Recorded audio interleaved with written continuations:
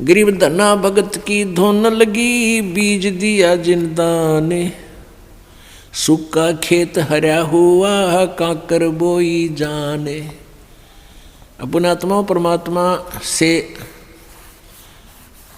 जो अनहोनी होती है और हुई है, अब भी हो रही है, ये उन्हीं को होती हैं जो सत भक्ति करते हैं, परम संत की शरण में रहते हैं और सच्ची लगन से साधना करते हैं। और पूर्ण परमात्मा कबीर देव ही सबकी, जैसी कोई भक्ति साधना कर रहा है उसकी लाज वही रखता है। गीता जी अध्याय नंबर 15 के श्लोक नंबर 16-17 में बताया है कि क्षर पुरुष और अक्षर पुरुष ये दो प्रकार के प्रभु हैं, ये नाशवान हैं दोनों के दोनों, और इनके अक्षेत्र में, इनके राज लोक में जितने भी प्राणी हैं वो भी नाशवान हैं, जीवात्मा सबकी अमर है। फिर 17वें श्लोक में बताया है 15वें अध्याय के गीता जी में कि उत्तम पुरुष तु अन्य परमात्मा इति उदाहरते, यह लोक तरम आविश्य विभर्ति अवैश्वर है। वो श्रेष्ठ परमात्मा वास्तव में भगवान जो है वो तो इन दोनों से और है, सरपुरुष और अक्षर पुरुष से, और वही तीनों लोकों में प्रवेश करके सबका धारण पोषण करता है, यानी उसी से सब कुछ होता है, वही सब कुछ है। जैसे पौधे को, पेड़ को जड़ से, मूल से आहार प्राप्त होता है, उसमें जो भी फिर आगे विकास हो रहा है वो आहार से ही हो रहा है। भाई इतना ही समझना काफ़ी है बुद्धिमान के लिए। तो कबीर परमेश्वर से ही सबको पावर शक्ति, जैसी कोई साधना किसी प्रकार की कर रहा है, उस परमेश्वर से ही उसका वो शक्ति मिल रही है और वो उसी प्रकार की प्रोग्रेस उसकी हो रही है। तो धन्ना भक्त ये किसान था, जाट जाति में था, राजस्थान के अंदर। ये बहुत ही श्रद्धालु भक्त था, परमात्मा में इतनी आस्था थी, दया, बहुत दया थी, धार्मिकता उनके अंदर बहुत ज़्यादा थी। उसकी धर्मपत्नी बहुत ही नास्तिक टाइप थी, वो भगत जी को काफ़ी बाधा पैदा करती थी भक्ति मार्ग में। फिर भी भक्त अपनी श्रद्धा और स्वभाव से कभी विचलित नहीं होता था, क्योंकि राजस्थान के अंदर बहुत पहले की बातें हैं, 400 वर्ष पहले, तो वर्षा हो जाती थी तो अन्न होता था, ज्वार बाजरे बोआ करते थे, अन्यथा बहुत ही भूखमरी होती थी, गरीबी बहुत थी, निर्धनता बहुत थी। एक बार वर्षा हुई और धन्ना भगत की बीज बोने के लिए, ज्वार बोने के लिए चल पड़ा।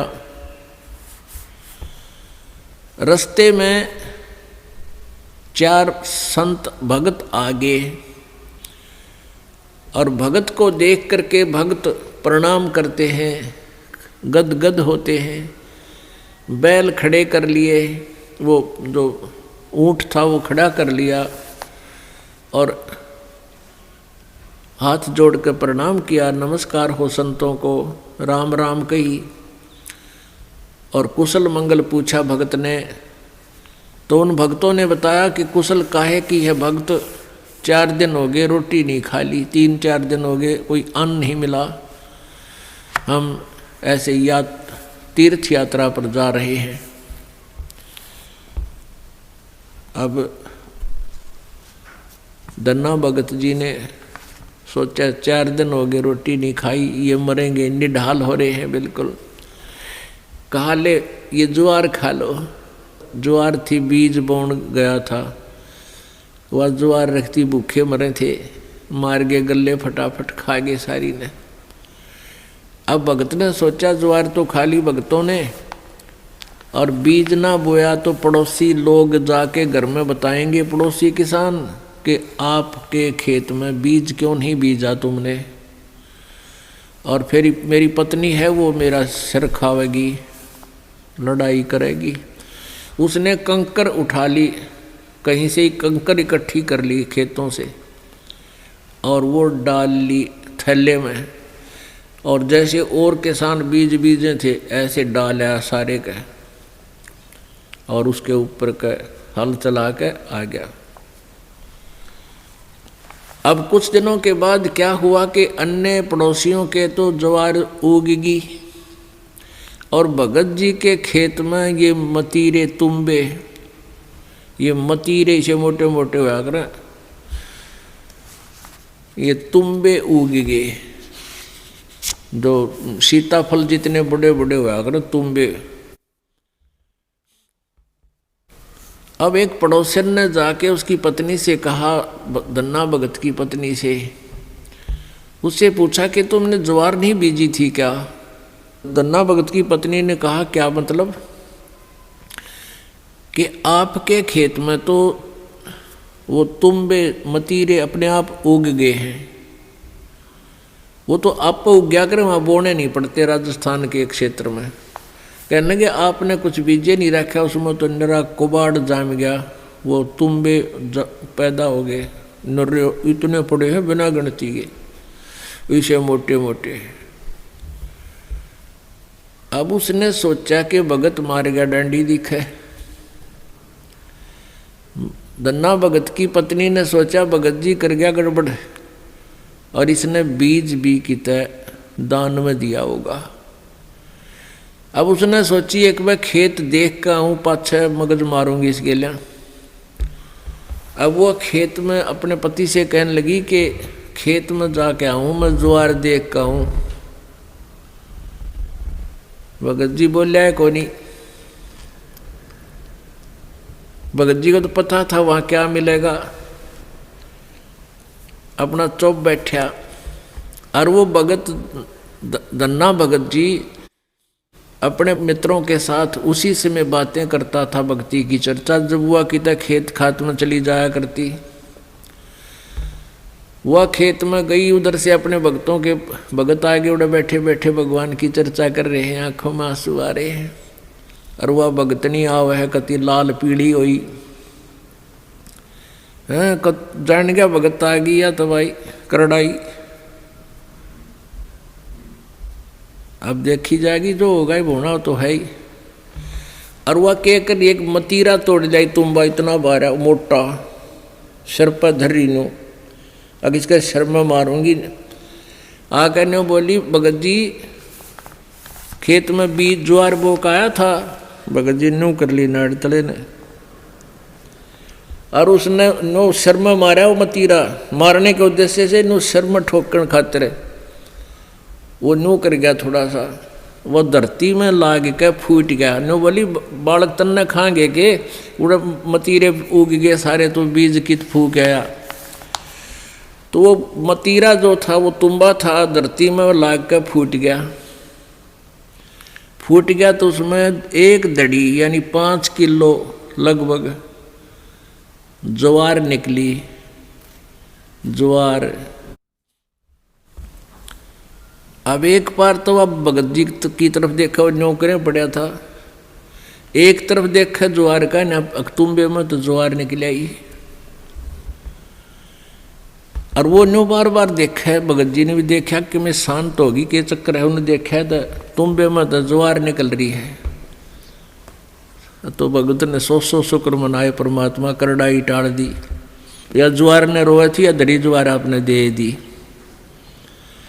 इतने में फिर अब उसके मन में न्यू आई कि कदे और भी तुम भी हम ज्वार पाओगी। फिर तो ले कर चद्दर और ले कर मोगरा डंडा बाज ली, वहाँ बिछा ली चद्दर और मतीरा धरा, डंडा मारा, उठा के फेंक दे, परल दे ही ज्वार निकला। ढेर लग गया उस ज्वार का। और औरा कहते वही इतनी खड़ी थी सुक्की, और वर्षा हुई नहीं, उनकी खत्म होगी गांव वालों की। और भगत के उस खेत में तुम्बे में तो ज्वार निकला, दुनिया देखना हुए। युवा भगतनी एक गठड़ी और ठा के चाल पड़े।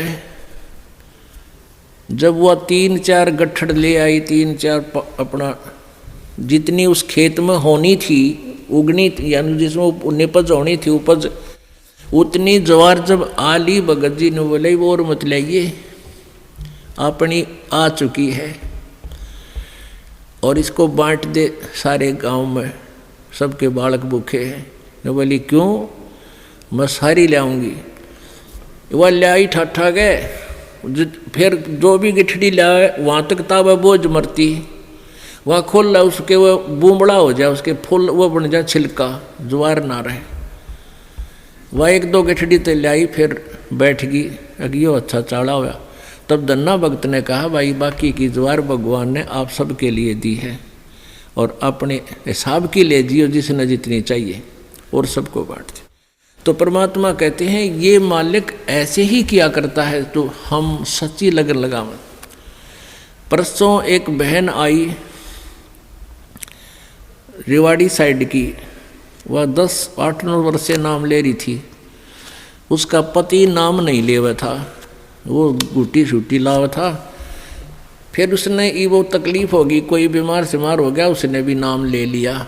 वो नाम लेकर गए थे, वो अकेला वो ले गया था और वह पत्नी उसको दिलाकर नाम लेकर गई थी। वो पहले से लिए हुई थी नाम उसकी पत्नी। वो ना मान्या करता पहले बिल्कुल भी, वो बीमार सिमार सा हो गया, फिर नाम ले लिया। उसके पति ने 1700 रुपये रखे थे, गरीब सा काम, बिल्कुल निर्धन से है, और 15 नोट थे 10-10 के 150 रुपये उन 1700 में। तो उसकी पत्नी को कुछ पैसों की आवश्यकता थी, भगत ने कहा कि वहाँ से उठा ले, 1700 रुपये रखे हैं। तो उसने देखा वो 1700 तो रखे थे, उसने थोड़े से चाहिए थे, 100-200 निकाल लूँ। तो उसमें देखा तो 1700 तक होना, वो जो 10-10 के नोट थे वो 1-1 हज़ार के बन गए। वो 15,000 रुपये तो वो 150 रुपया के हो गए, और बाकी वो जो 1700 का जोड़ अलग रह गया, 1450-1500 वह न्यारी। तो वह कहने लगी भगत ने, अकाइयत ने के दिखाऊं, क्या अक देख के कर दिया परमात्मा ने, हमारे गुरुदेव ने, कबीर परमेश्वर ने के कर दिया कि ये तो घने रुपये हो गए, 15,000 हो गए, ये तू 150 बताओ था तो 1500 है बोला। वो कहने लगा हमारे 15,000 तो मैंने देखे को नहीं है, कई साल हो गए, 15,000 कितना है गए, देख ले के हो गया यूँ। तो भगत ने कहा है कि तुम्हें घने दिन पहले की नाम ले रही है, गुरुजी ने के बारे में आप ही ज़्यादा जानते हो, मन तैयबा नाम लिया है, ये के कर दिया हमारे घर पे, यानी तू ही ज़्यादा जान सकती है आपके भगवान के बारे में। तो पुण्यात्मा हुआ बेबे फिर यहाँ पैसे लेकर आई, पाठ करवाया। ने बोले जी ये वो नोट कति नए कति जानो ये गड्डी में काट के लाए, ऐसे 5 नोट उस बहन ने दिए यहाँ पर। तो पुण्यात्माओं पहले तो एक उदाहरण धन्ना भगत जी का आज तक गुणगान किया जाता है, और यहाँ परमेश्वर कबीर जी की कृपा से, उस परम पिता परम अक्षर ब्रह्म की रजा से, या गिनती नहीं इसे चमत्कारों की।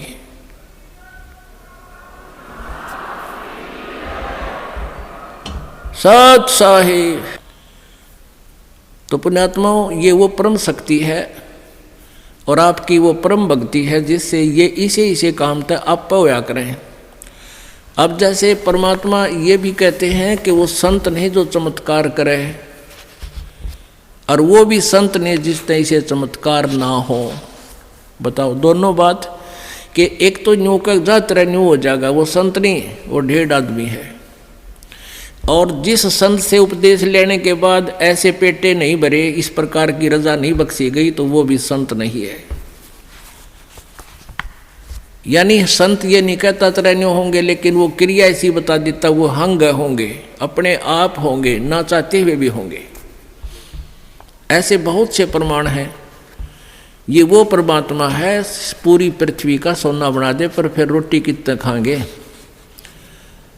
ये सब कुछ दे सकता है आपको, लेकिन फिर आपका आड़े जी लाग जाएगा। इसलिए इतना ही देते हैं जिससे तेरा काम चला रहे और परमात्मा की याद बनी रहे। परमेश्वर हमें याद दिलाते हैं, आप पे आरती, आप पे साजे, आप पे किंगर, आप पे बाजे। अपने ऊपर ही उदाहरण देकर कहते हैं, साईं इतना दीजिए जिसमें कुटुंब समावे, और हम भी भूखे ना रहें, अतिथि न भूखा जावे।